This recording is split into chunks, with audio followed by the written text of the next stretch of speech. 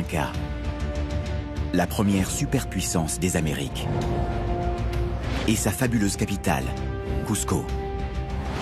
La taille et le prestige de l'Empire inca n'avaient pas d'égal dans le Nouveau Monde. Il y a près de 600 ans, cette civilisation a connu une formidable expansion. En moins d'un siècle, elle a bâti le plus grand empire de l'Amérique précolombienne. Comme toutes les cultures, les Incas aspiraient à l'éternité. Mais cet empire s'est effondré sous le choc de la conquête espagnole. Une poignée de mercenaires a eu raison de dizaines de milliers de soldats incas. Les découvertes archéologiques permettent de mieux comprendre l'incroyable destin de cette civilisation. Cusco était une cité magnifique, sans doute la plus belle d'Amérique du Sud à cette époque. La culture inca a bâti un fabuleux empire avant de disparaître de la surface de la Terre. Des entailles, des os brisés, un degré de violence inédit. Pour percer les secrets de la civilisation inca, nous allons déconstruire sa capitale, Cusco, reconstituer ses fabuleux sanctuaires et plonger dans ses recoins les plus obscurs.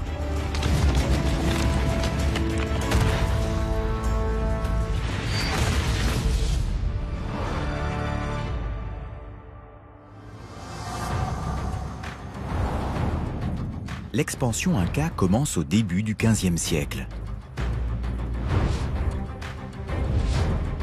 Le territoire d'origine de cette tribu se trouve dans les Andes, dans le sud du Pérou actuel. À son apogée, l'empire s'étend sur près d'1 million de kilomètres carrés et 6 pays actuels d'Amérique du Sud. Il comprend des déserts, des montagnes et des monuments extraordinaires. Mais il y a près de 6 siècles, cette puissante civilisation péruvienne s'effondre, victime d'une troupe de soldats européens. C'était un navire plein de soldats espagnols qui n'avaient rien à perdre. L'ascension et la chute de la civilisation inca restent auréolées de mystère. Comment cet empire a-t-il pu se développer si rapidement et s'effondrer si facilement? La réponse se trouve en partie ici, à Cusco, l'étonnante capitale des Incas. La ville moderne recouvre un labyrinthe de pâtés de maisons. C'est le cœur de la métropole inca, les vestiges d'un réseau urbain complexe. Il y a 5 siècles, Cusco était l'une des plus grandes villes d'Amérique du Sud. Elle abritait des dizaines de milliers d'habitants. C'était le centre névralgique de l'Empire inca. Cusco était si riche que ses temples étaient couverts d'or. Pourtant, elle n'a pas résisté à l'assaut des troupes menées par les Espagnols. Comment ce puissant empire s'est-il effondré? Sabine Island nous guide à travers la trame complexe de cette société. L'Empire était une mosaïque de peuples, de langues et de cultures. En réalité, il comptait très peu de vrais Incas. Une tribu de 40 000 personnes contrôlait un empire de plus de 10 millions d'habitants. Il s'agissait de peuples alliés ou soumis par les armes. Au sommet de cette pyramide se trouvait un seul homme. L'Empire inca était divin, sacré. Les sujets ordinaires n'avaient pas le droit de le regarder en face.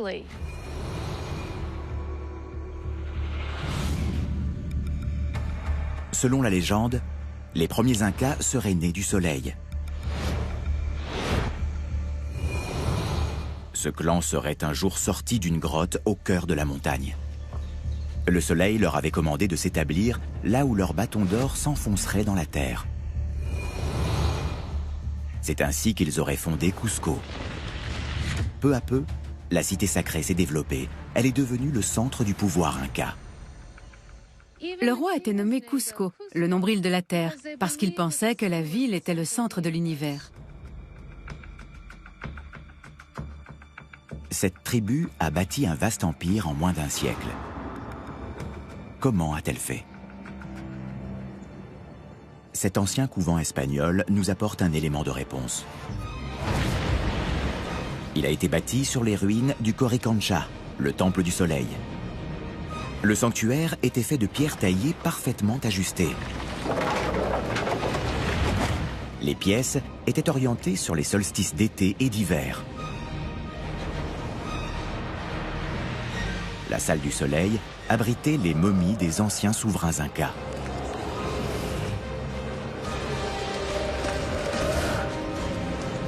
Les corps étaient enveloppés dans des toiles de la meilleure qualité.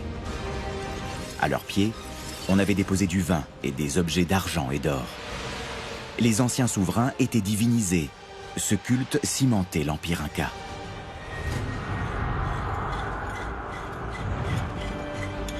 Roxana Gomez Torres dirige les fouilles d'une nécropole riche d'enseignements. Elle est située à Bella Vista, dans les environs de Lima, à 500 km à vol d'oiseau de Cusco. Une équipe pluridisciplinaire d'une quarantaine de personnes fouille le site depuis plusieurs années. Cette structure de 10 mètres de haut n'a pas été bâtie par les Incas. Elle est l'œuvre d'une autre culture, les Ishma.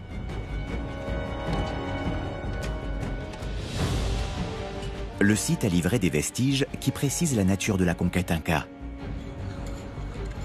On a ainsi retrouvé des momies quasiment identiques à celles de Cusco. Nous avons trouvé 2 corps ici et 3 autres dans la partie supérieure. Roxana accompagne ces pièces fragiles au laboratoire pour les analyser. Celles-ci mesurent près de 2 mètres de long. Elles semblent parfaitement préservées. Sa taille laisse à penser qu'elle contient la dépouille d'un membre de l'élite. Ce devait être un haut personnage qui a vécu à la période Inca. Cette momie serait celle d'un noble Ishma. Mais elle est enveloppée dans une étoffe de style Inca. Du côté du dos de la momie, on a un tissu à carreaux avec des carrés clairs et foncés. Et l'enveloppe est entièrement faite en toile de coton. L'enveloppe est affublée d'une fausse tête pour lui donner une silhouette humaine. C'est un élément typique des momies de l'élite. Le rite d'inhumation est pratiquement identique à celui des Incas. L'analyse au rayon X révèle d'autres influences Incas, comme des outils en cuivre. Ici, on peut voir les pincettes. Les hauts personnages étaient inhumés avec certaines de leurs possessions. Des pics à cheveux en métal et les coquilles de spondyles venues de l'océan. Tout indique qu'il s'agissait d'un seigneur local. Ces objets précieux étaient des cadeaux des Incas dont il était le vassal. L'homme était donc un allié des Incas. Les conquérants s'étaient acquis son allégeance en le comblant de présents. C'était l'une de leurs stratégies pour assujettir de nouveaux territoires. Il soumettait le chef et à partir de là, il pouvait contrôler toute une région. Ces alliances ont permis aux Incas de bâtir un vaste empire. Ils gouvernaient cette bande de terre de 3000 km du nord au sud depuis Cusco. Tous les seigneurs des centres administratifs importants et les différents responsables provinciaux étaient convoqués à la capitale.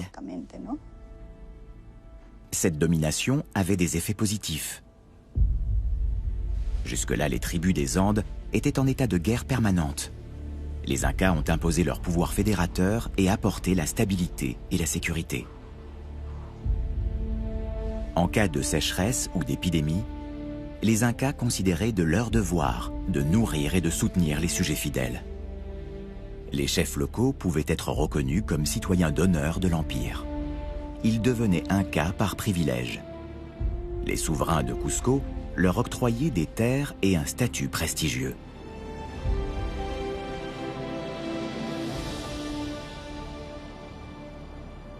Mais cette domination n'était pas du goût de tout le monde.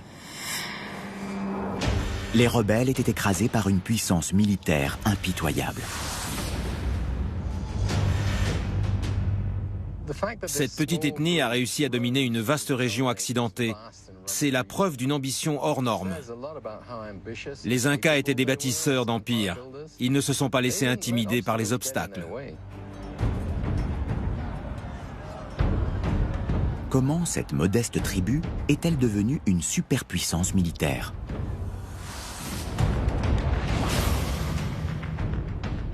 Peter Frost a écrit de nombreux livres sur les Incas et explore la région depuis plus de 30 ans. Il connaît bien les techniques de combat de l'époque. Le musée de l'or du Pérou, à Lima, abrite de très nombreuses armes Incas. Elles permettent d'imaginer le déroulement des combats à cette période. Cette arme est un mélange de massue et d'armes de jet. Voici comment on l'utilisait. Cette lanière permettait de l'attacher au poignet. On tenait la corde de cette manière. Et à l'autre bout, on a la masse. On imagine la puissance avec laquelle on pouvait frapper la tête de l'ennemi. Les armes de la période incaïque paraissent assez simples. Elles ont pourtant permis de construire un empire. Peter Frost se rend dans un village à 30 km de Cusco. On y a préservé des traditions séculaires. Bonjour. Bonjour, venez.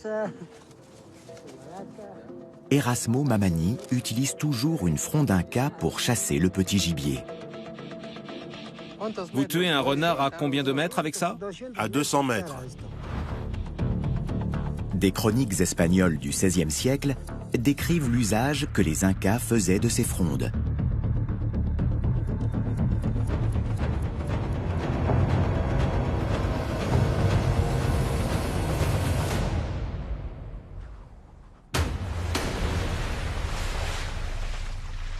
Vous avez vu cette puissance? C'est à la fois violent et précis. Imaginez 10 000 guerriers Incas munis de ces frondes et qui projettent des pierres en même temps. Les Incas utilisaient aussi des bolas. Erasmo nous explique leur fonctionnement. Avec cette arme, on peut faire tomber des gens. Ces 3 pierres s'enroulent autour d'eux. Les bolas permettaient d'entraver les jambes de l'ennemi. On pouvait donc immobiliser l'adversaire à distance.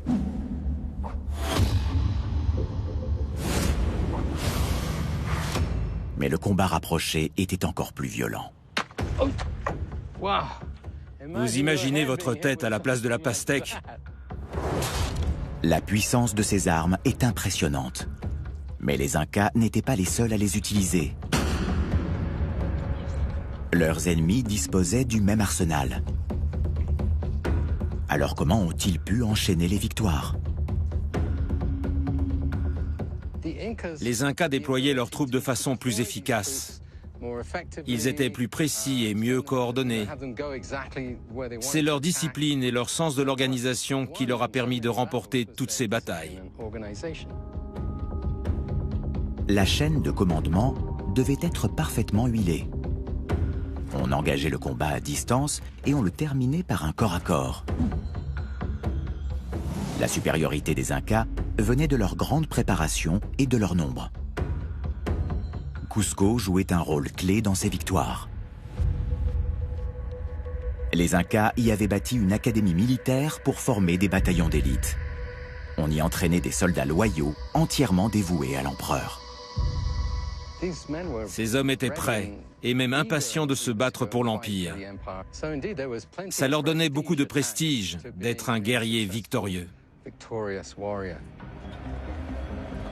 Les Incas disposaient d'une armée bien entraînée et surtout très nombreuse.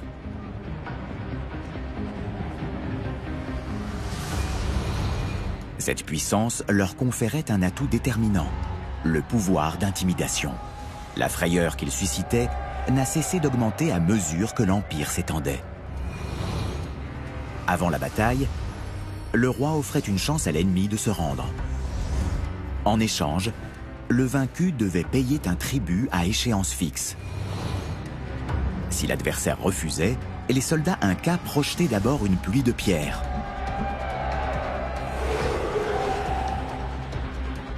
Ensuite, des troupes armées de massues à pointe et de gourdins fondaient sur l'ennemi.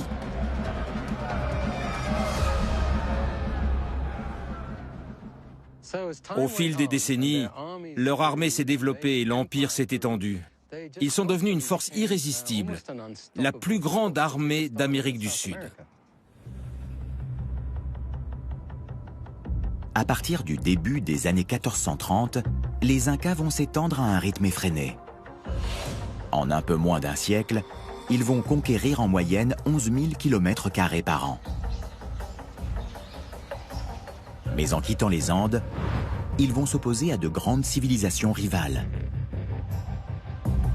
L'une d'elles est alors particulièrement brillante, la culture Chimú. L'empire Chimú était très étendu et très riche. Il a dominé cette région pendant plus de 500 ans. L'empire Chimú se trouve à 1600 km au nord-ouest de Cusco.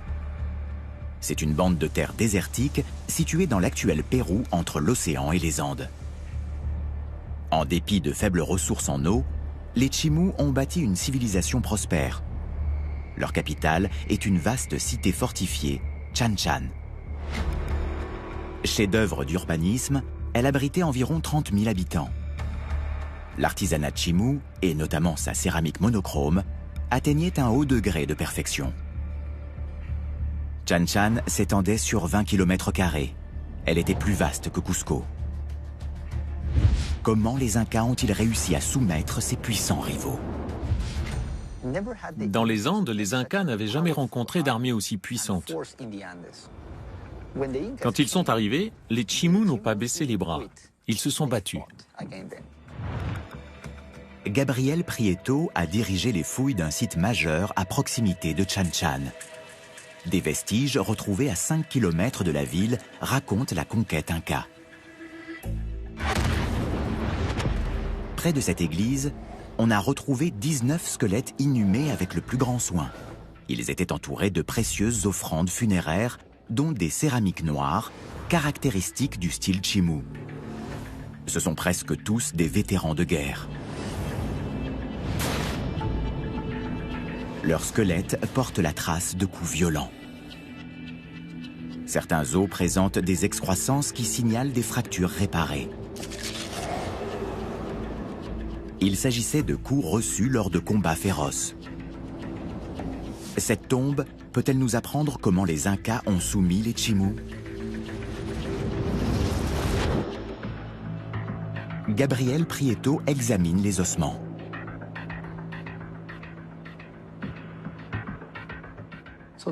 Ces squelettes évoquent une période violente de la civilisation Chimú. Cet individu, qui était un homme adulte, a connu une mort très brutale. L'examen des corps révèle autre chose. Ce qui est inhabituel chez cet individu, c'est qu'il porte de nombreuses blessures aux côtes. Mais elles ont presque toutes guéri. Il est possible qu'il ait combattu les Incas dans sa jeunesse et qu'il ait survécu à ces fractures.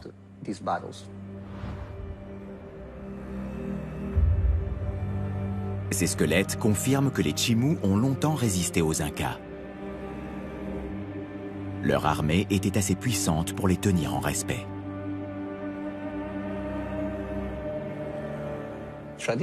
On imagine traditionnellement les Incas comme un royaume puissant, parce qu'ils ont conquis la quasi-totalité des tribus qui peuplaient les Andes préhispaniques.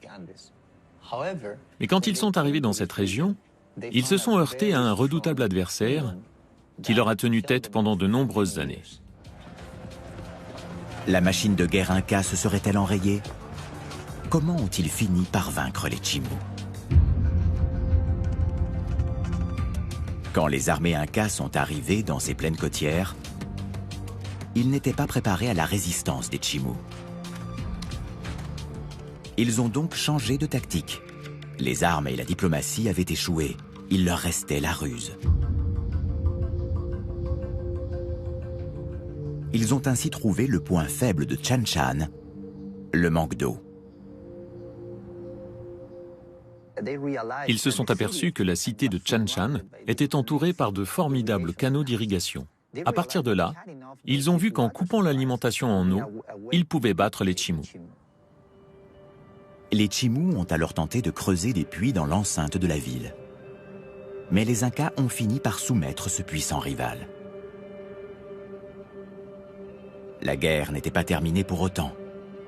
L'Empire Inca devait désormais compter avec des dizaines de milliers de vaincus rétifs à son pouvoir. La rébellion était un danger permanent. Mais là encore, les Incas avaient une stratégie imparable. Après la conquête du royaume Chimú, les Incas ont déplacé une grande partie de la population aux extrémités de l'Empire. C'est ce qui a empêché les Chimú de se rebeller. On voit ainsi les méthodes autoritaires employées par les Incas pour contrôler ce peuple. Mais les mesures ne s'arrêtaient pas au déplacement de population. Pour prévenir toute révolte, les Incas ont interdit aux Chimú de porter des armes. Ils ont aussi fait venir les meilleurs artisans Chimú à Cusco. Ils les ont alors contraints à créer des objets en l'honneur des dieux Incas. C'était un peu comme les Romains obligeant les artistes grecs à travailler à Rome. C'était l'insulte suprême. Les Incas ont ainsi réduit à néant la capacité de résistance des Chimú. La méthode était bien rodée. On soumettait d'abord l'ennemi par les armes. Puis on le punissait pour servir d'exemple. La conquête était totale. Les Chimú ne sont que l'un des nombreux peuples vaincus par les Incas. La survie de l'Empire dépendait de sa capacité à prévenir et à réprimer les révoltes. Mais comment faire sur un territoire de près d'1 million de kilomètres carrés? Pour les Incas, il était crucial d'arriver rapidement sur les lieux.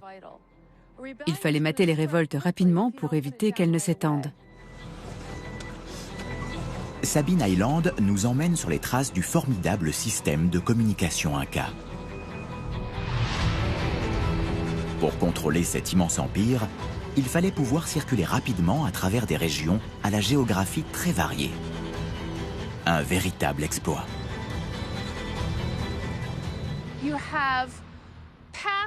On a des défilés qui descendent vers des vallées, entourées de très hautes falaises.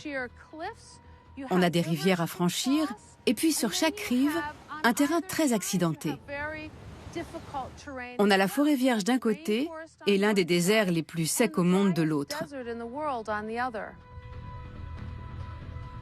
Pour commencer, il fallait donc construire un vaste réseau de communication, le Capac Ñan. Selon les historiens, ce réseau est le plus grand qui ait jamais existé au monde. Il a pratiquement entièrement disparu, mais on continue d'en retrouver des sections. Le Capac Ñan était structuré autour de 2 axes longs de 6000 km. Des routes transversales reliaient cette double artère principale.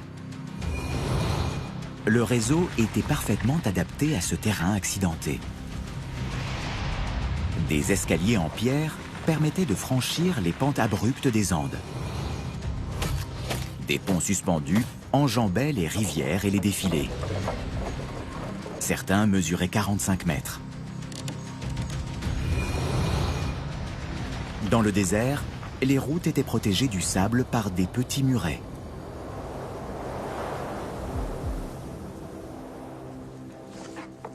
Comment utilisait-on ce réseau en cas de rébellion? Munie d'une carte Inca, Sabine se rend sur un tronçon préservé du Capac Ñan.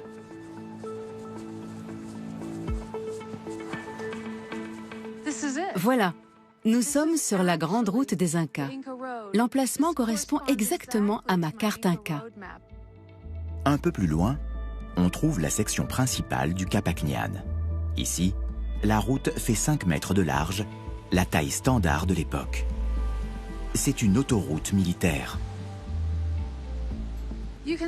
Cette largeur permettait aux soldats de circuler facilement. Ce chemin reliait toutes les régions de l'Empire à la capitale, mais l'infrastructure ne suffisait pas. Le génie des Incas est d'avoir su l'exploiter efficacement. La route était jalonnée de relais de poste. Dans chacun d'eux, 2 ou 3 courriers se tenaient prêts à partir. Ces athlètes couraient d'un poste à l'autre. Un message pouvait ainsi franchir plus de 240 km par jour. Il fallait moins de 17 jours pour communiquer d'un bout à l'autre de l'Empire. Tout sujet qui se rebellait savait que les autorités en seraient très vite informées. Les relais, ou tambours, abritaient aussi des garnisons. Les grandes routes comme celle-ci avaient des tambours à intervalles réguliers. Dans la ville voisine, on pense qu'il y avait une garnison d'1 millier de soldats. Ces petits complexes étaient disposés tous les 20 km. En cas de rébellion locale, les soldats arrivaient très vite pour la réprimer. Et si la situation s'envenimait, on envoyait chercher des renforts à Cusco.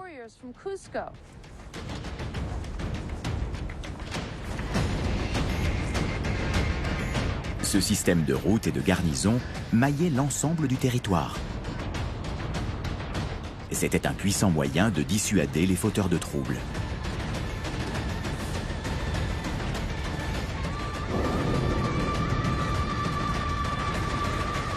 Mais la puissance militaire suffisait-elle à conserver le pouvoir?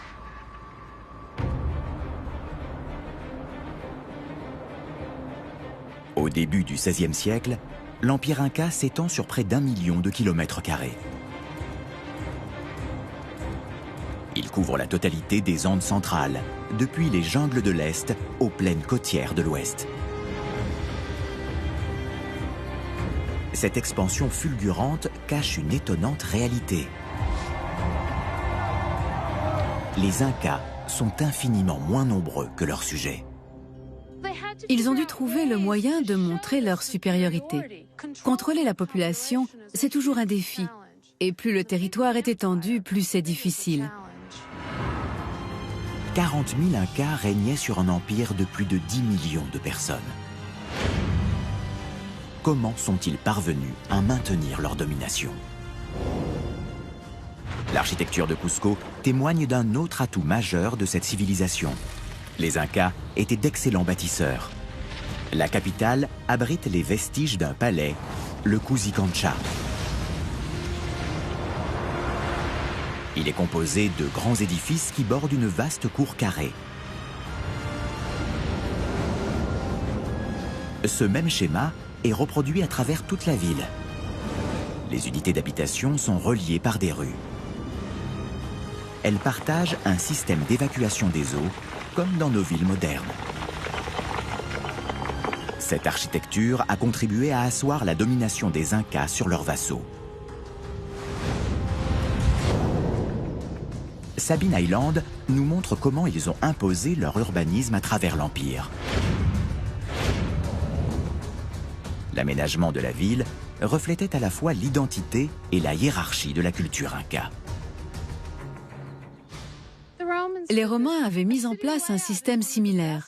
L'architecture permet d'imposer sa volonté sur un grand empire, surtout quand on détruit la façon de faire locale pour imposer la sienne. Le Cusicancha est un parfait exemple de l'urbanisme inca. Ces caractéristiques se retrouvent dans de nombreuses villes conquises. Cette porte est très intéressante. On voit ici ce qu'on appelle un double jambage, ce qui indique un rang élevé dans la société. La porte de forme trapézoïdale est très caractéristique de l'architecture inca. Les canchas, ou parcelles d'habitation, témoignent aussi de l'ingéniosité technique des Incas. Nous avons ici un petit fragment du système d'évacuation des eaux de Cusicancha. Il faut imaginer qu'on retrouvait ce système dans toute la ville qui abritait 150 000 personnes.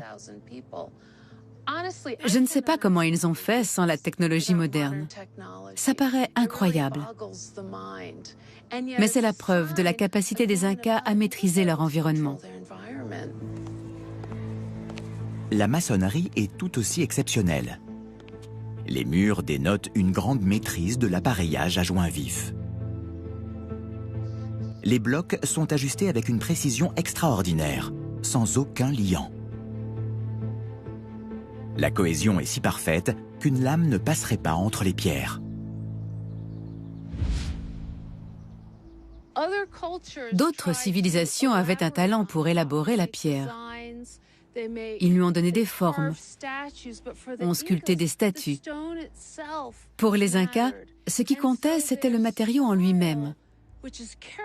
Et leur style très caractéristique nous frappe par sa pureté et sa grande sobriété.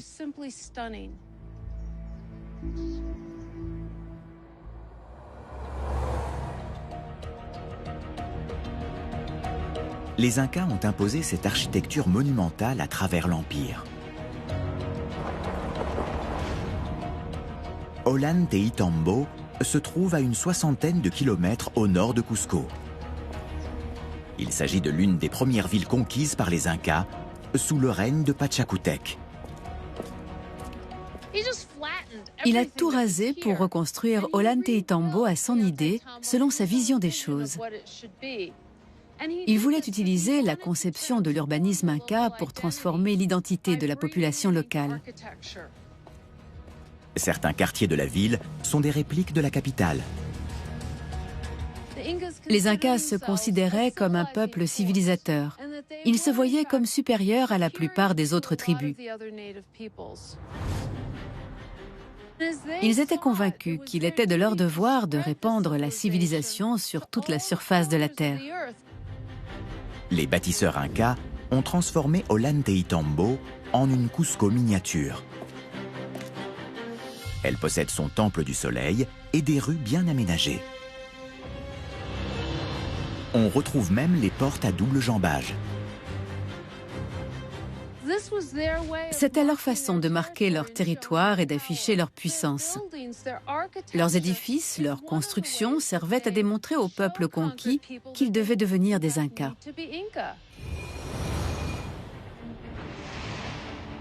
Entre les mains des Incas, l'urbanisme devient une arme politique.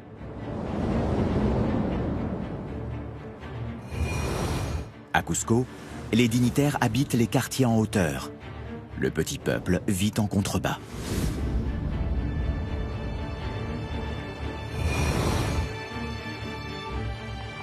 Quand les Incas conquièrent une ville, ils réservent les secteurs prestigieux à l'élite. Cette distinction spatiale apparaît dans tout l'Empire.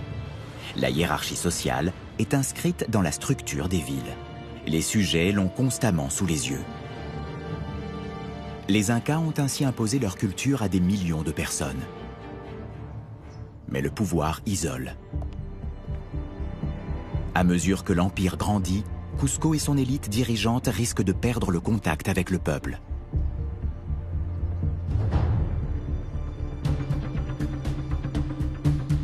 Pour l'éviter, la capitale dorée doit conserver une dimension symbolique.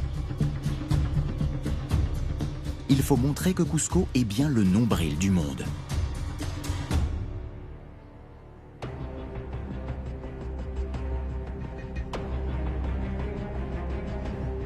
Peter Frost nous emmène à la découverte d'un site extraordinaire, Sacsayhuaman. Les fouilles font apparaître l'immensité du lieu. Il couvre 3000 hectares. Ces blocs mégalithiques comptent parmi les plus gros de l'Amérique préhispanique. C'est un ensemble cyclopéen. Sacsayhuaman était le plus grand édifice de Cusco. C'est un très bon point de départ pour qui veut comprendre les Incas et leur empire. Sacsayhuaman a toujours été considéré comme un fort destiné à protéger Cusco. Mais ce complexe avait peut-être une autre fonction. Son gigantisme devait frapper d'effroi les chefs venus de lointaines provinces.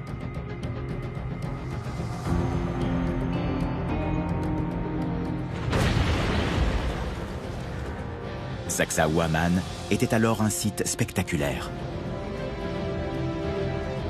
Un triple rempart de 600 mètres de long s'étageait sur les flancs de la colline. Sur la terrasse supérieure, un réservoir alimenté par les sources voisines permettait de stocker l'eau douce. On y trouvait aussi de grands entrepôts. Peut-être l'arsenal de Cusco.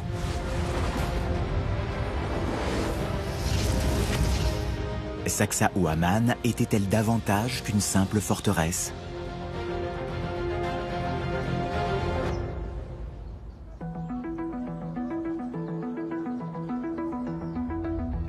Peter Frost inspecte le secteur central du site. Cette place est l'élément le plus vaste du complexe. C'était immense et sans doute extrêmement impressionnant pour les visiteurs originaires des régions périphériques. Ils n'avaient jamais rien vu de tel. Les Incas ont nivelé le sommet d'une colline.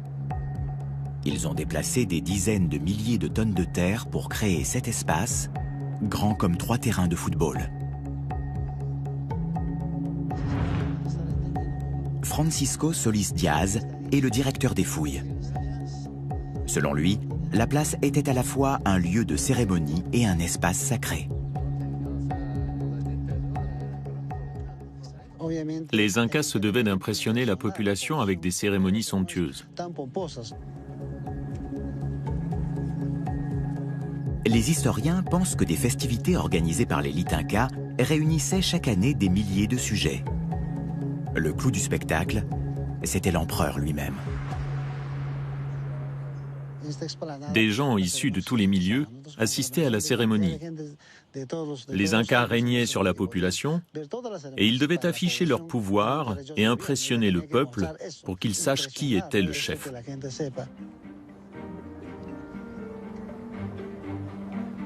Les Incas ont déployé des efforts inouïs pour faire de Sacsayhuaman un site hors du commun. Il a fallu 30 000 hommes et plusieurs décennies pour le bâtir.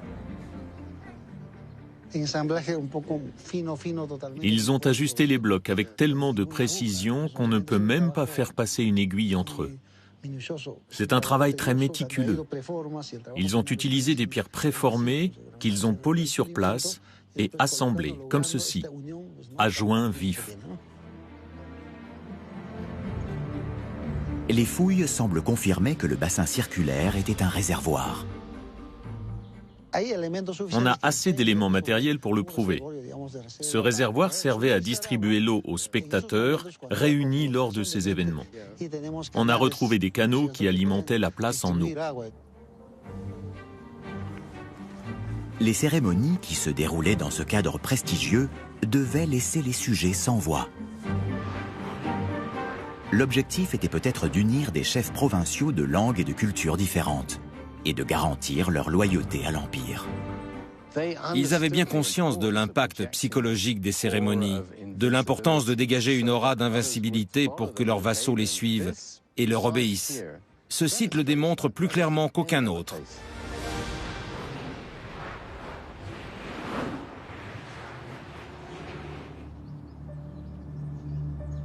Mais les Incas n'exigeaient pas seulement l'unité politique. Ils demandaient aussi qu'on partage leur foi. Comment ont-ils persuadé leurs sujets de la supériorité de leur religion?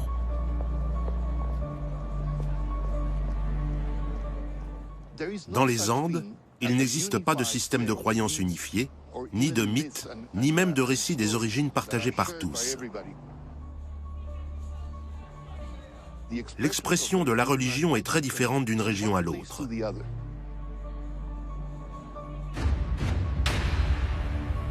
D'autres civilisations péruviennes, comme les bâtisseurs des pyramides de Caral, ou ceux qui ont dessiné les lignes de Nazca, ont inscrit leur foi dans le paysage. Pour Luis Jaime Castillo, les Incas ont fait de même. Mais ils ont choisi un terrain d'expression différent, la ville elle-même.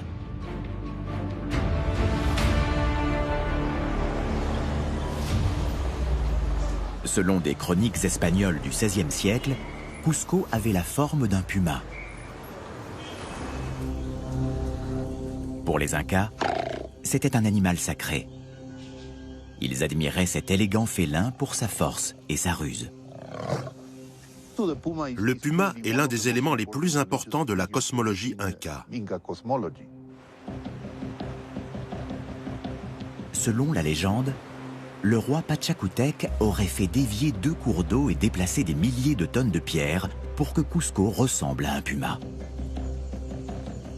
Luis tente de retrouver la forme originelle de la ville.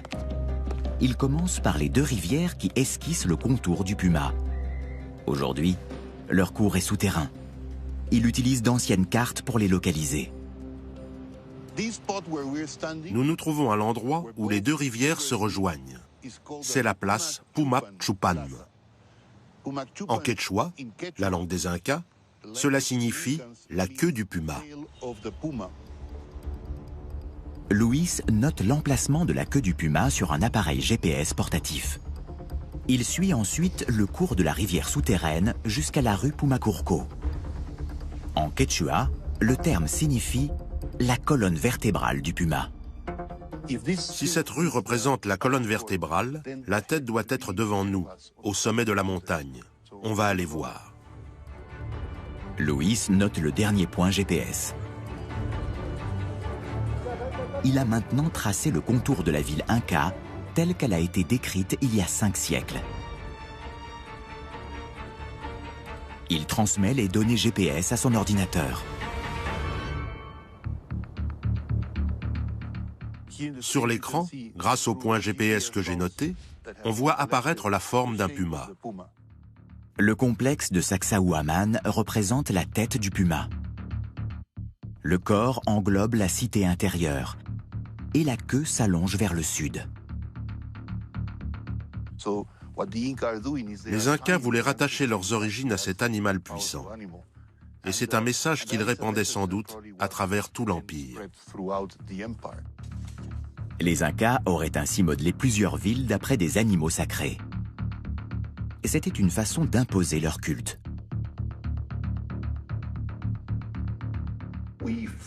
Nous avons survolé le Machu Picchu avec un drone pour en faire une modélisation.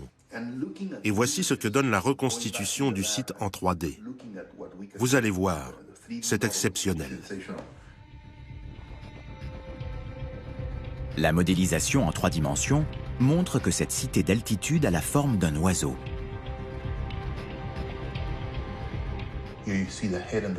On voit ici la tête avec le bec et un bras tendu. C'est donc un oiseau anthropomorphique. On a ensuite le torse, les pattes qui sont étirées en arrière, la queue et les ailes. C'est intéressant parce que selon certains chercheurs, le terme Pichu de Machu Picchu signifierait justement oiseau. La modélisation du site de Paramonga fait apparaître un autre symbole religieux. Le complexe a la forme d'un lama. On distingue très bien sa tête, ses pattes et même la queue. Il s'agit peut-être de la partie émergée de l'iceberg. D'autres cités auraient ainsi la forme d'un animal. Les Incas ont peut-être disséminé ces gigantesques symboles religieux partout dans l'Empire.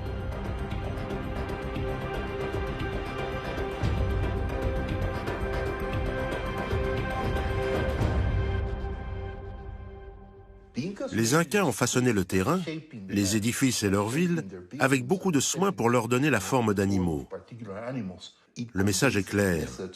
Ils avaient l'ambition de subsister aussi longtemps que les monuments qu'ils avaient bâtis. Tout le monde veut bâtir un empire qui dure des millénaires. Au fil des décennies, les Incas conquièrent de vastes territoires. Pour cimenter leur empire, ils organisent de grandes cérémonies. Et ils imposent leur symbolique religieuse partout. Au début du XVIe siècle, Cusco concentre un immense pouvoir. Ses travaux et ses fêtes demandent d'immenses ressources. D'où les Incas tirent-ils leur fabuleuse richesse? Alejandro Chu dirige les fouilles d'Incahuasi. un site inca situé à 400 km de Cusco.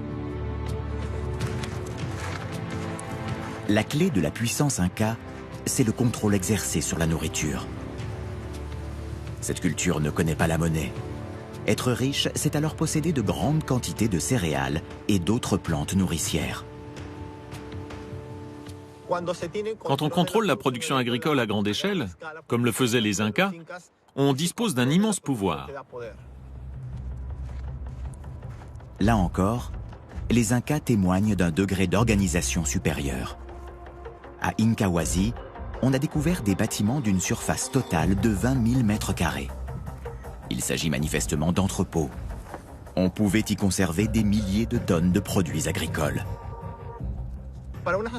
Pour une société qui ne connaissait pas l'argent, comme les Incas, la nourriture était certainement la base de la structure économique. Ces entrepôts sont un peu comme les banques d'aujourd'hui. La taille de ce complexe est surprenante. Ces entrepôts sont les plus grands jamais retrouvés sur la côte péruvienne. Ils contenaient bien plus de nourriture qu'un contremaître inca aurait pu en produire seul.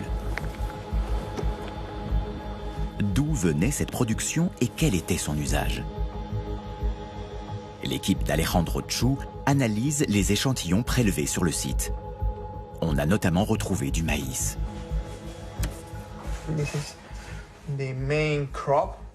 C'est la principale plante qui était stockée sur le site. Et on peut dire que l'Empire Inca a été bâti sur le maïs.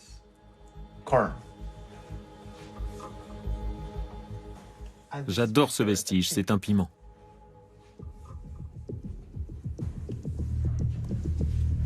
Les analyses montrent que ce maïs était cultivé dans les vallées environnantes. Il s'agissait sans doute d'un tribut payé par les populations soumises. Les sujets donnaient 100% de leur production à l'État, qui en redistribuait ensuite une certaine proportion. Le seul site d'Incahuasi permettait de stocker des milliers de tonnes de maïs. Et il existait des centaines d'entrepôts comme celui-ci à travers l'Empire.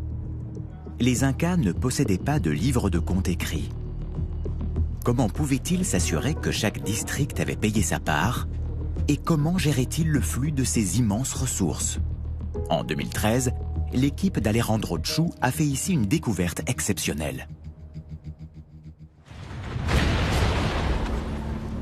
Dans ces entrepôts vieux de 5 siècles, sous les piments,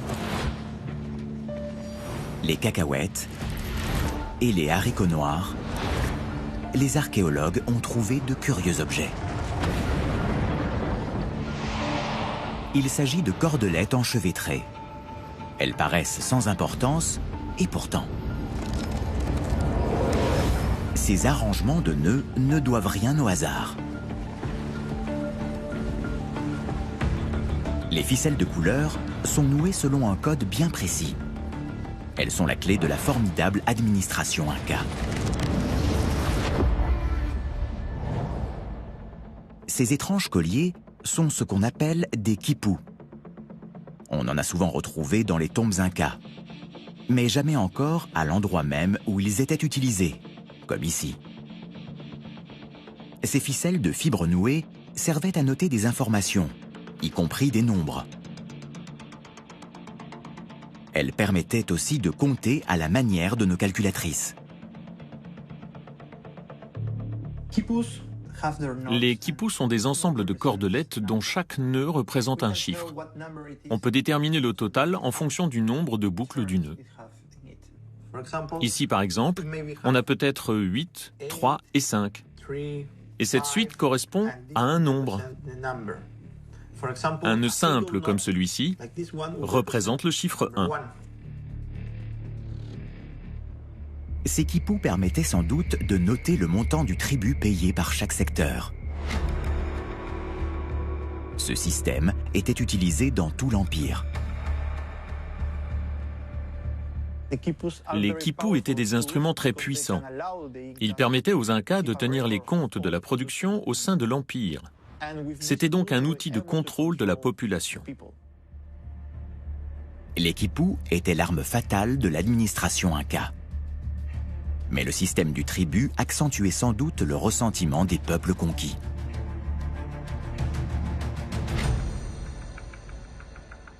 Les gens devaient détester les administrateurs incas, car s'ils ne payaient pas, ils étaient punis, parfois même condamnés à mort.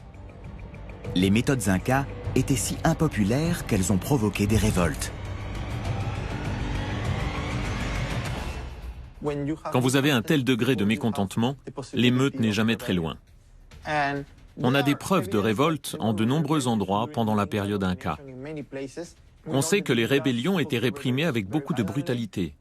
On a même des récits de l'époque qui parlent de lacs devenus rouges à cause du sang des personnes tuées. Les Incas semblent avoir semé eux-mêmes les graines de leur destruction. Ils donnent à leur sujet trop de raisons de les haïr.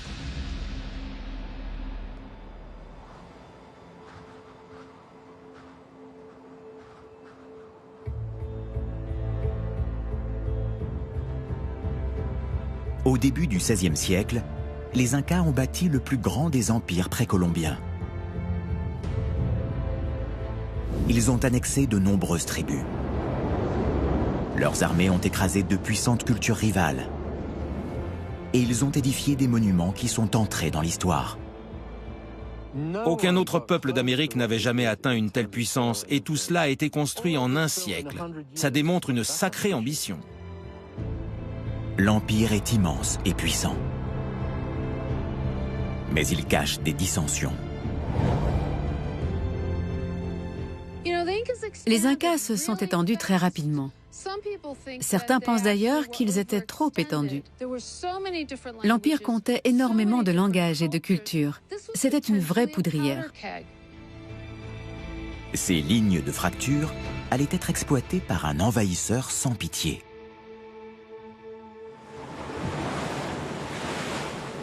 En 1532, environ 180 mercenaires espagnols débarquent dans le nord du Pérou. Ils vont mener l'une des conquêtes les plus spectaculaires et les plus violentes de l'histoire.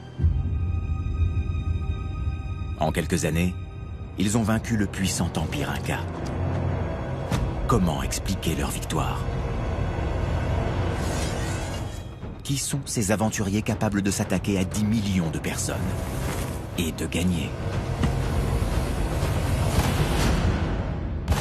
Comment sont-ils arrivés sur la côte occidentale de l'Amérique du Sud? L'Estrémadure, en Espagne. À la fin du XVe siècle, cette province pauvre est un réservoir de déshérités et d'aventuriers. Francisco Pizarro fait partie de ces enfants illégitimes élevés dans la misère. Comme tant d'autres, il va chercher fortune ailleurs et finit par échouer aux Amériques.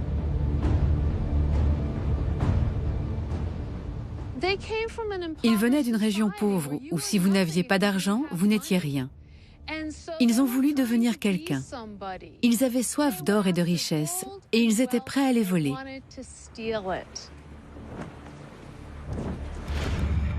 L'Europe est alors abreuvée de récits de cités d'or qui n'attendent que d'être pillées.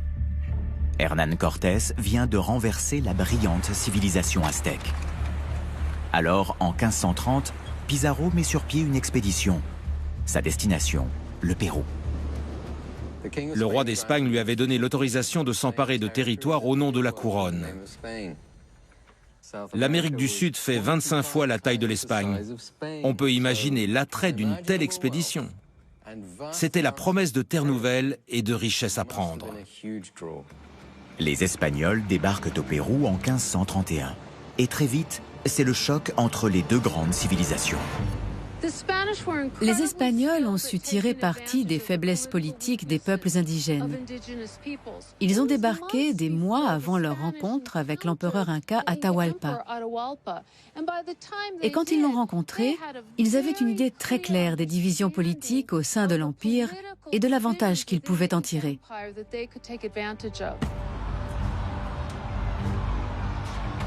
Les Incas ignorent l'objectif de ce petit groupe d'hommes venus du bout du monde.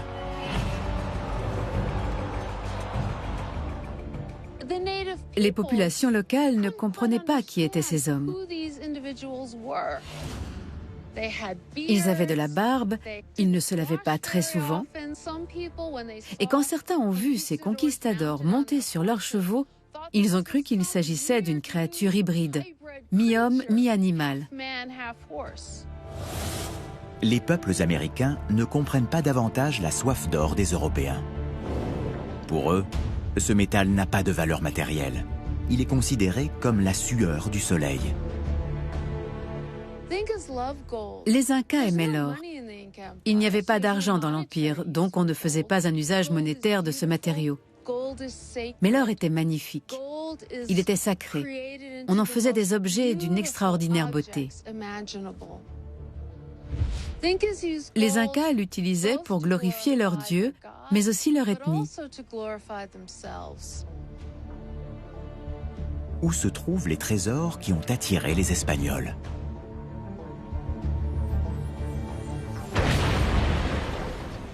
Il y a 5 siècles, le temple du soleil de Cusco abritait une richesse inimaginable. Ses portes ouvraient sur un jardin semé de plants de maïs en or. On y trouvait une vingtaine de statues de lamadors en taille réelle. Dans le sanctuaire, les édifices brillaient de mille feux. Leurs toits de chaume étaient sertis de fils d'or et leurs murs tapissés de plaques du précieux métal. Les édifices sacrés contenaient assez d'or pour faire la fortune de tous les conquistadors. Comment les Espagnols ont-ils réussi à s'en emparer? 180 hommes contre 10 millions. Le pari semble impossible. On a souvent considéré que les Espagnols avaient vaincu les Incas grâce à la supériorité de leur arsenal. Guillermo Koch a examiné des squelettes découverts dans une fosse commune. Ils se trouvaient sur le site de Purucucho, à près de 600 km au nord-ouest de Cusco. Les squelettes datent de l'époque de la conquête. Beaucoup d'entre eux portent de terribles blessures. Dès le début des fouilles, on a remarqué un grand nombre de blessures. Des fractures, des os brisés. Ces blessures témoignaient d'un degré de violence qu'on n'avait encore jamais vu. Les conquistadors sont peu nombreux, mais ils sont armés jusqu'aux dents. Un squelette en particulier présente plusieurs blessures remarquables. C'est une compilation de tous les effets des armes européennes.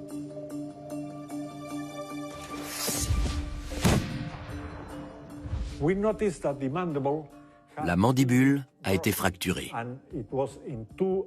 On l'a retrouvée en 2 parties. Cette blessure a été causée par une épée qui a transpercé le visage au niveau du nez et de la zone de la bouche.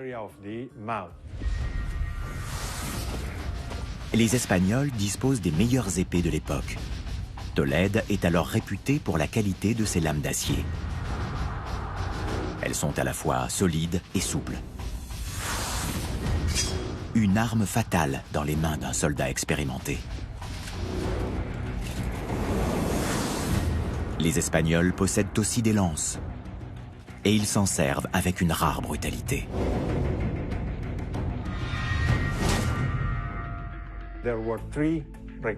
La nuque porte 3 trous rectangulaires. Ces blessures ont été infligées avec une longue lance, alors que l'individu se trouvait face contre terre. Mais pour les Incas, la pièce la plus étonnante de l'arsenal espagnol était l'arme à feu.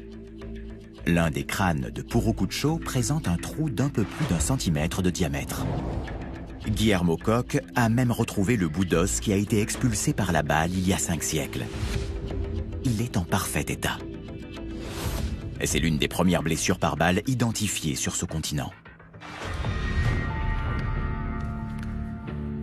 Les armes à feu des Espagnols étaient des arquebuses. Une mèche lente enflammait la poudre d'un petit bassinet, lequel, par une réaction en chaîne, propulsait une balle de plomb vers l'extérieur. La portée effective de l'arme est limitée et elle est lente à charger. Mais le fracas de la détonation et la fumée devaient semer la panique chez les Incas.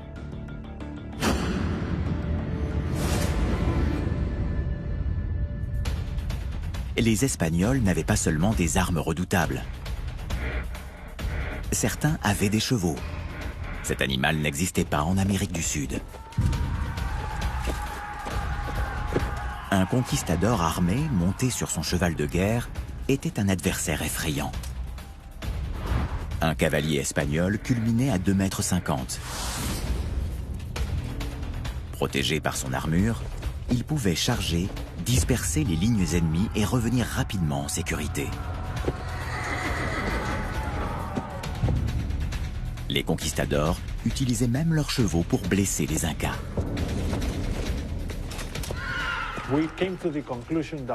On est arrivé à la conclusion que cet individu avait été frappé par les pattes antérieures du cheval. Leur poids a comprimé les côtes et brisé certains os.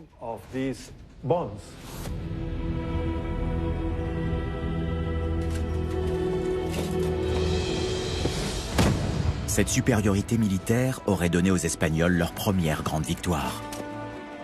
La capture de l'empereur Inca, Atahualpa. Le chef des conquistadors a organisé une rencontre hors de la capitale. Mais en arrivant sur place, le souverain ne trouve qu'un prêtre et un interprète.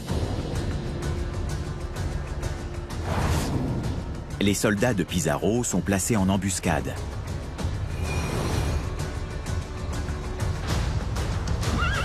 Au signal, la cavalerie sonne la charge et se met à tirer.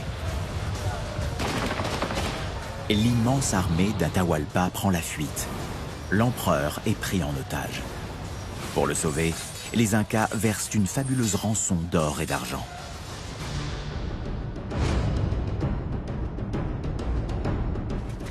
Les troupes Incas étaient 35 fois plus nombreuses que les conquistadors. La capture d'Atahualpa a changé la donne.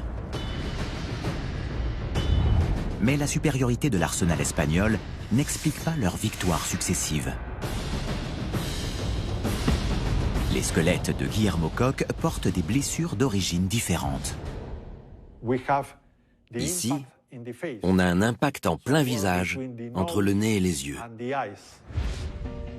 Ce coup mortel n'a pas été porté par l'épée d'un conquistador. L'agresseur a frappé avec une massue de pierre.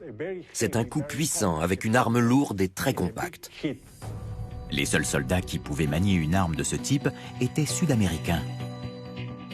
Les Espagnols avaient manifestement des alliés, des troupes locales qui se sont retournées contre leurs maîtres incas. L'archéologie montre que c'était une guerre de peuples américains entre eux, entre les tribus qui soutenaient les Espagnols et celles qui soutenaient les Incas.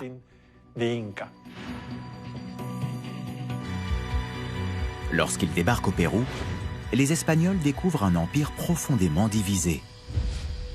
Ils vont habilement tirer parti de ces tensions sociales et politiques. Les Espagnols sont arrivés à un moment critique de l'histoire inca.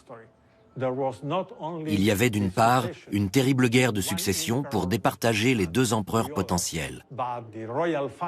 Et d'autre part, les familles royales de Cusco s'appropriaient les meilleures terres du pays et laissaient très peu de choses au peuple. Les Incas ne s'attendaient peut-être pas à un soulèvement.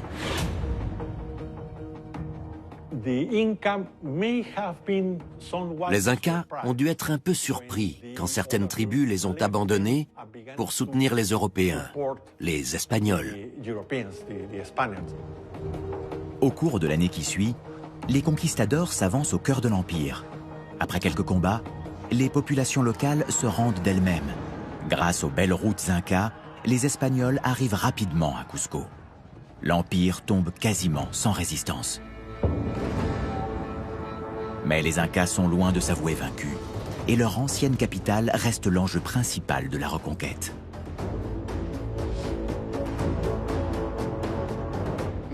Beaucoup de conquistadors et de chroniqueurs ont mis par écrit les impressions que leur avait inspiré l'Empire Inca.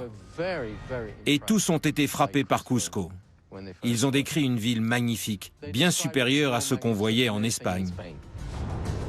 Cusco est le rêve de tout conquistador, une fabuleuse cité d'or. En 1536, 3 ans après la victoire espagnole, Cusco est le lieu d'un terrible affrontement. Les Incas assiègent la ville. Ils sont parvenus à s'emparer de Sacsayhuamán.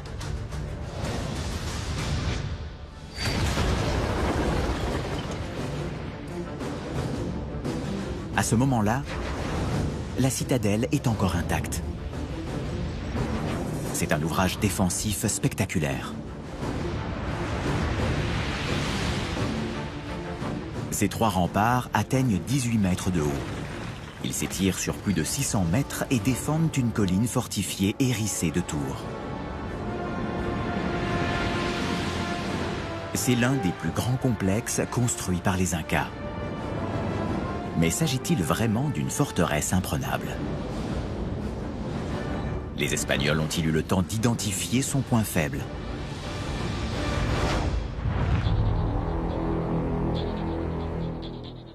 Peter Frost connaît bien l'histoire de Sacsayhuamán. Il nous explique l'ampleur du défi pour les Espagnols. La citadelle paraît plus impressionnante encore que nos châteaux forts. Comparé à Sacsayhuamán, les châteaux médiévaux étaient assez petits. À son apogée, la citadelle devait être extraordinaire. Mais sa conception est très différente de celle des châteaux forts. En Europe, les remparts sont faits de blocs soudés entre eux par du mortier. Un mélange d'eau, de sable et de chaux. Les murs de Sacsayhuamán sont mégalithiques. Ce devait être une vision stupéfiante. Le plus gros de ces énormes blocs pèse 361 tonnes.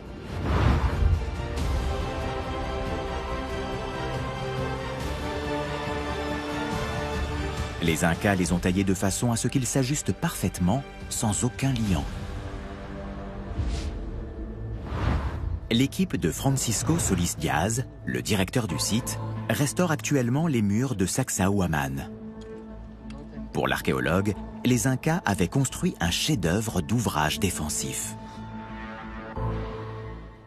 Ces murs ont été bâtis avec des blocs de pierre énormes. S'ils avaient été plus petits, les remparts auraient été plus fragiles et plus faciles à détruire. La restauration du fort révèle un autre avantage de sa conception. Il est bâti à un emplacement stratégique. D'ici, on a un champ de vision à 360 degrés. On voit parfaitement les gens qui montent par les sentiers. On peut donc facilement contrôler l'accès à Cusco.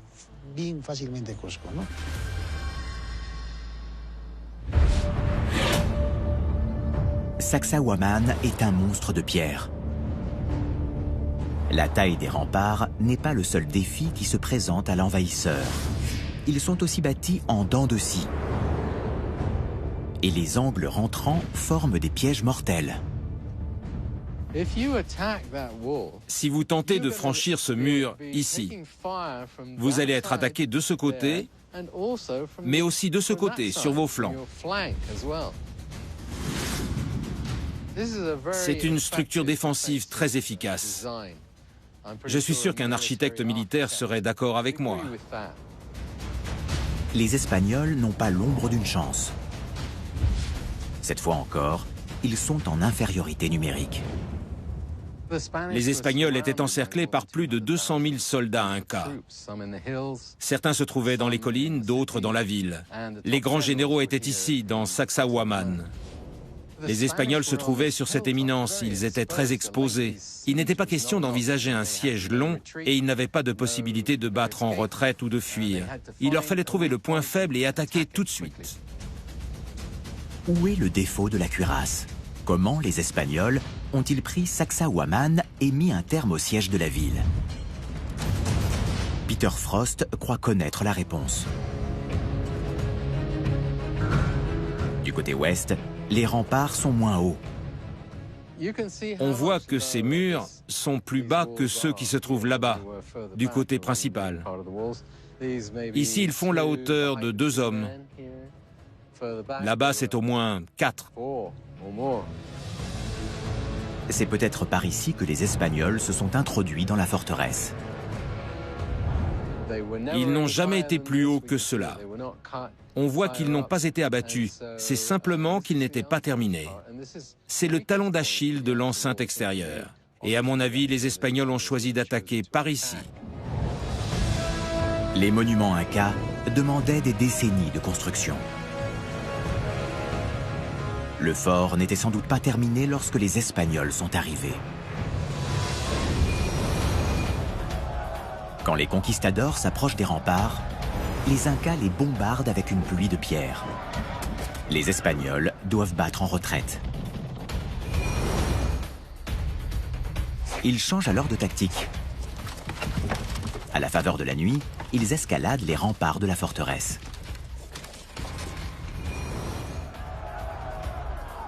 Les Incas réfugiés dans une tour tentent de résister. Mais il est trop tard. Les Espagnols sont déjà dans la citadelle. Malgré leur infériorité numérique, ils s'emparent des tours et de Sacsayhuamán. Les conquistadors ont gagné.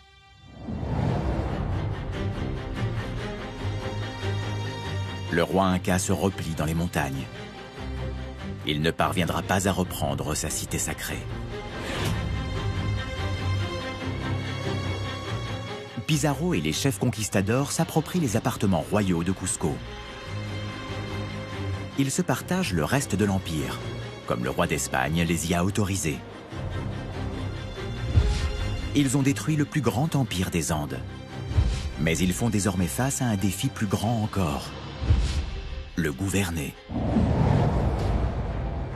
Une fois au pouvoir, les Espagnols se retrouvent dans la même situation que les Incas. Ils doivent gouverner un immense territoire. Le roi d'Espagne avait offert aux chefs des conquistadors de devenir les gouverneurs des pays conquis. Les Espagnols voulaient donc se débarrasser des chefs indigènes pour prendre leur place.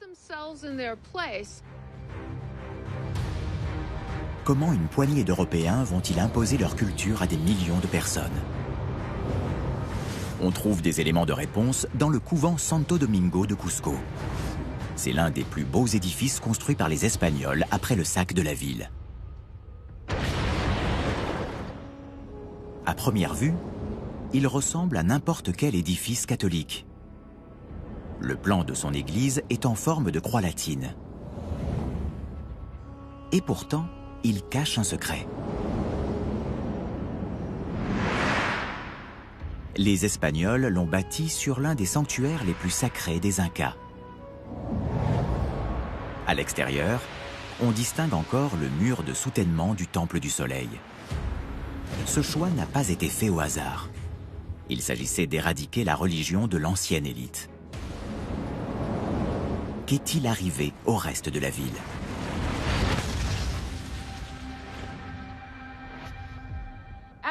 Après avoir pris Cusco, les Espagnols se sont aperçus, comme les Incas avant eux, qu'on ne pouvait pas tout régler par les armes.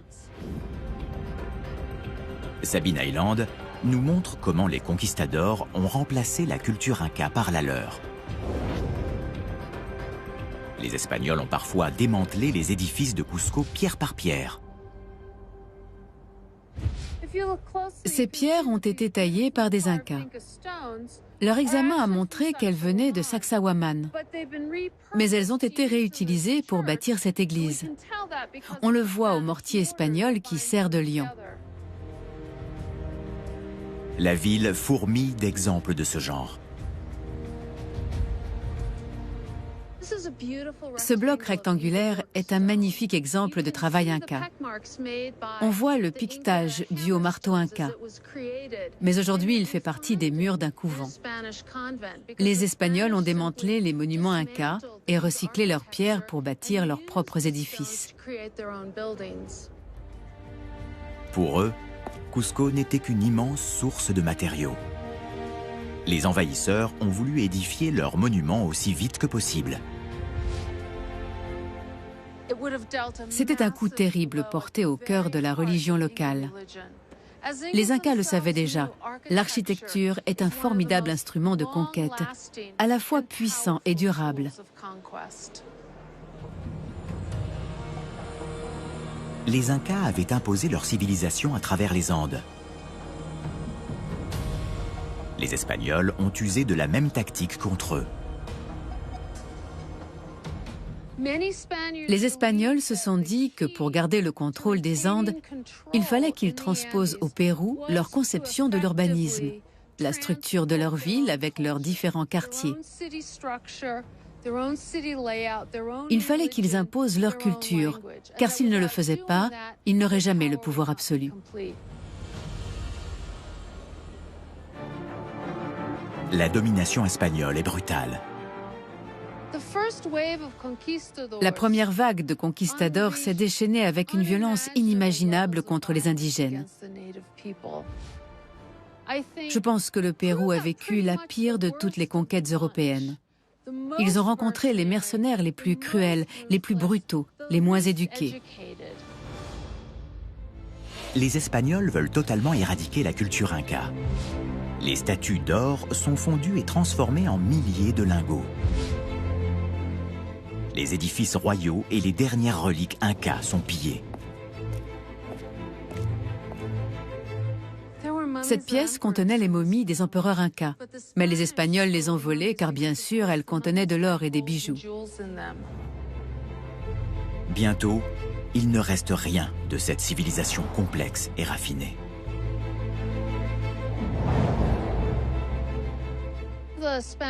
Les conquistadors ont tenté d'annihiler tout ce que les Incas avaient créé. Et ils y sont parvenus. Cusco a été détruite en plusieurs étapes. Sa démolition a commencé dès l'arrivée des Espagnols. Les conquistadors ont dépouillé la capitale de son or. Ils ont arraché les parois d'or des temples et les ont fondues. Par la suite, ils ont pratiquement rasé Sacsayhuaman. Ces pierres ont été utilisées pour bâtir d'autres édifices. Puis, en 1650, un séisme a détruit ce qui restait de la ville inca. Les Espagnols l'ont alors rebâtie à l'image d'une ville européenne.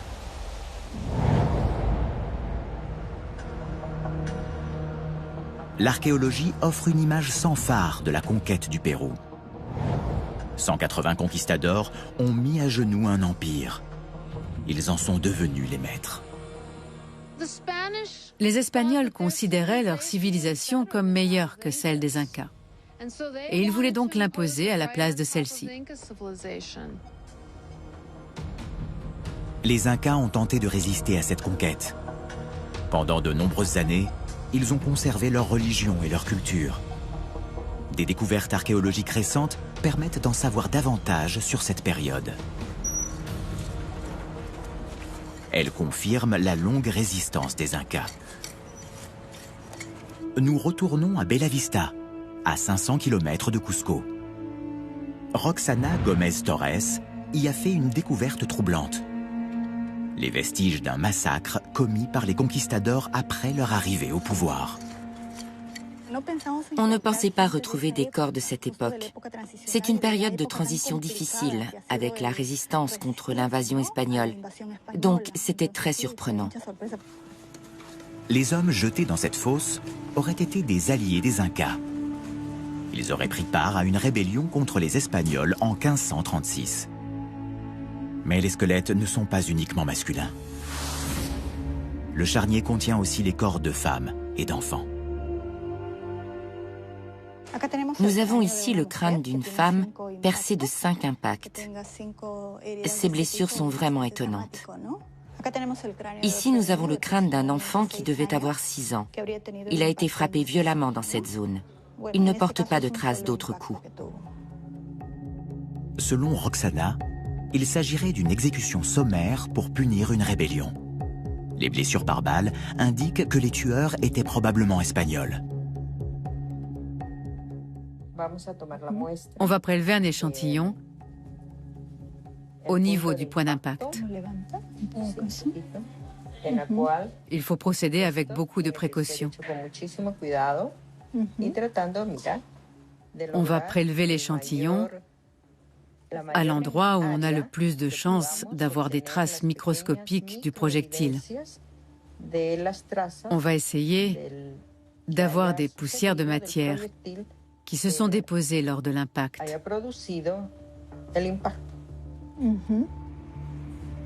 Le microscope électronique détecte d'infimes traces de métal. On voit apparaître des molécules de fer et de cuivre. Ce sont les métaux qu'on trouve dans les balles du XVIe siècle. L'analyse microscopique confirme les observations faites sur les ossements. Les traces de métal sont la confirmation de ce que nous avons vu lors de l'examen des squelettes. Les blessures ont sans doute été causées par des armes à feu de l'époque. Les conquistadors n'ont pas hésité à massacrer des populations pour maintenir leur autorité. C'était une période difficile, avec de nombreuses représailles. Ils ont même tué des femmes et des enfants. C'était un message destiné aux autres rebelles.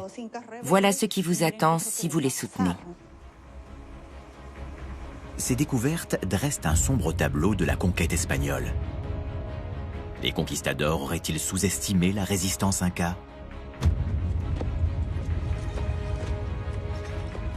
Après la chute de Cusco, les rois incas se réfugient dans les montagnes. Ils vont y rester une quarantaine d'années. D'ici, les rois vont organiser une guérilla contre les Espagnols. Mais les conquistadors vont finir par trouver leur refuge dans la jungle. Ils vont alors cerner et tuer le dernier roi inca.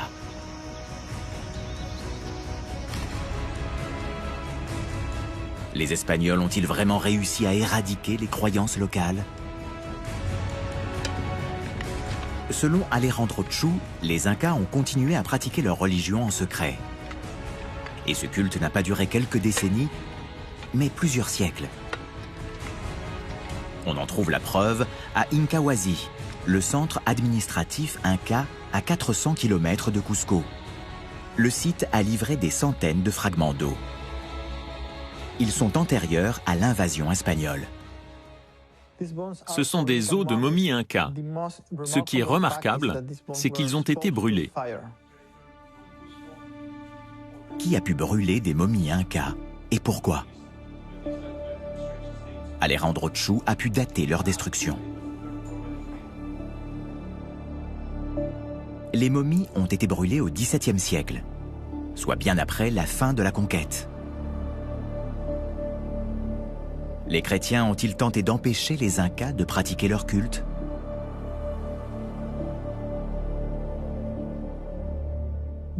Nous pensons que les prêtres catholiques ont tenté d'éradiquer ce culte ancestral. Ils auraient donc brûlé les momies devant toute la population. Le but était de détruire définitivement la religion andine. Ces momies brûlées sont l'un des derniers chapitres de la religion inca. Les Espagnols ont mis plusieurs siècles à effacer le culte des momies.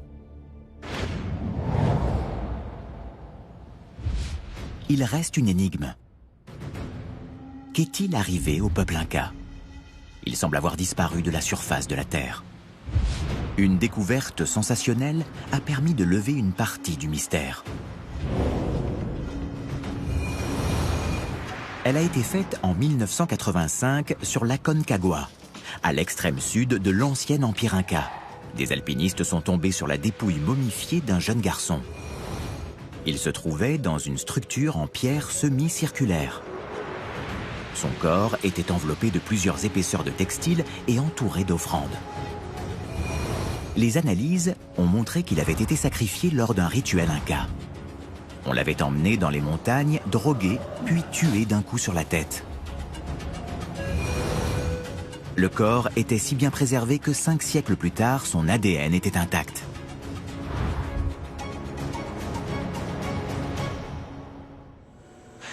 Le garçon d'Aconcagua était un jeune Inca né très loin de là, près de Cusco. Les analyses d'Antonio Salas permettent d'éclairer le destin des Incas après la conquête. Il étudie un échantillon d'ADN prélevé sur la momie. Nous analysons l'ADN de la momie et nous allons comparer son profil génétique avec celui des populations actuelles d'Amérique du Sud. La logique voudrait qu'on retrouve ce profil génétique parmi la population actuelle. Mais les résultats sont troublants. Ce profil a pratiquement disparu, comme si les Incas s'étaient volatilisés. On voit une augmentation de la population jusqu'à l'arrivée des Européens. À partir de ce point, on observe un déclin. Les Espagnols ne se seraient pas contentés de prendre le pouvoir.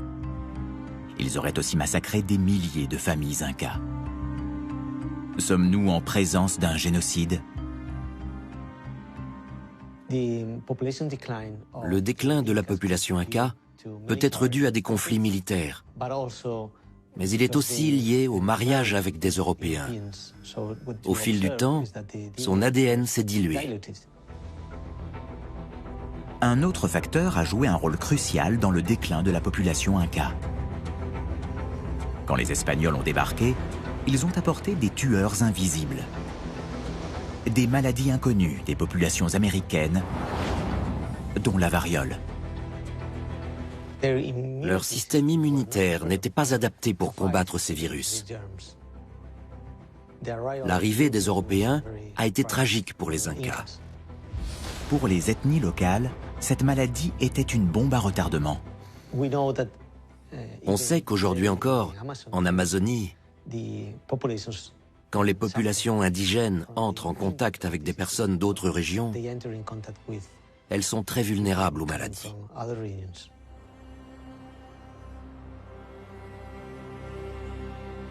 Les épidémies ont frappé la totalité de l'Empire Inca. Elles ont tué des millions de personnes. La guerre, les métissages et les virus ont effacé la dernière grande civilisation préhispanique des Andes. Les Espagnols ont complètement démembré l'Empire Inca.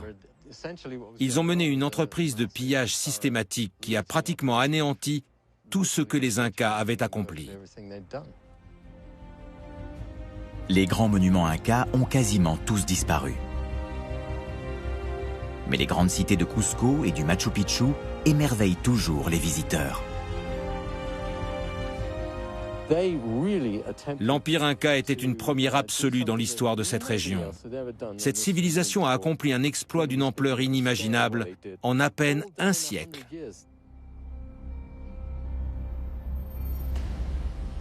La langue et les traditions andines portent encore la trace de la culture Inca.